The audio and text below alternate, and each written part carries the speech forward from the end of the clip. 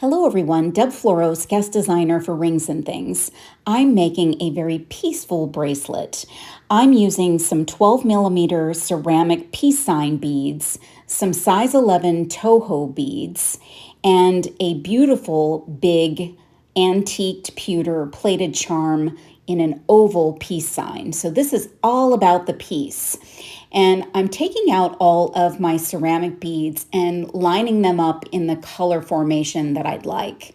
And what I'm going to do is string on my beads, but something you should know about these ceramic beads is that they have pretty large holes.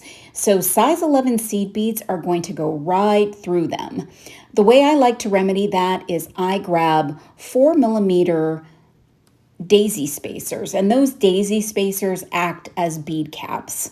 So I put the daisy spacer on, the bead on, another daisy spacer, and then a series of 3 seed beads.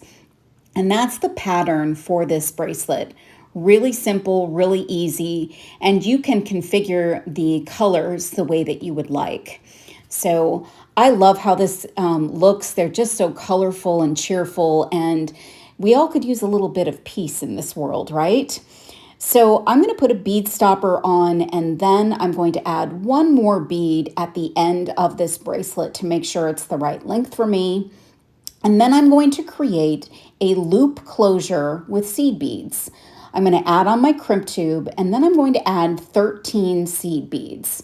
And this is going to act as a little loop that our lobster claw will clamp onto for our closure. And I like to do the loop side first because it gives me some room to play with to actually perform the crimp without, cracking some of those seed beads, which is a risk. So I'm going to create that little loop and very carefully pull my beads away and then crimp. And then I'm going to cut off my excess, and I've got my loop. Then I'm going to add a crimp to the other side, and then I'm going to create another seed bead loop for that infinity lobster claw. The smaller loop on that lobster claw will fit over the size 11 seed beads, and I used 8 seed beads. And very carefully, I'm going to pull that on and then adjust it the way I would like and crimp.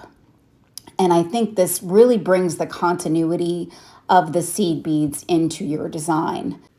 Last thing you'll do is attach the peace sign charm with 2 jump rings, and then you've got a really fun, peaceful bracelet. So I hope this brings everybody a little bit of peace, and you can find everything to make this bracelet at ringsandthings.com. Thanks so much for watching.